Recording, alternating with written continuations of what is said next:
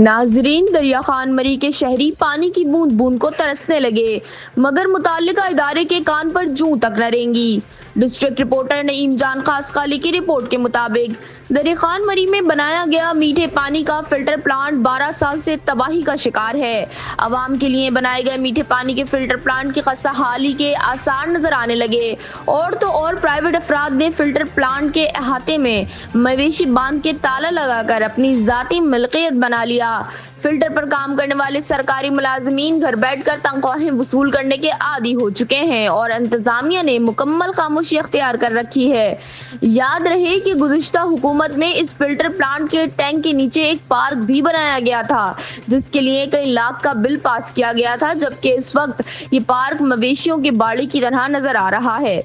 शहरी पानी की बूंद बूंद को तरसने लगे और शहर से दूर निकले नलकों से पीने के लिए मीठा पानी लाने पर मजबूर हैं। शहरी नौजवान इत्तेहाद के अरकान ने कहा कि हम आला हुकाम से दरख्वास्त करते हैं कि इस पर एक्शन लिया जाए, इसकी मरम्मत की जाए और आवाम को मीठा पानी फराहम किया जाए।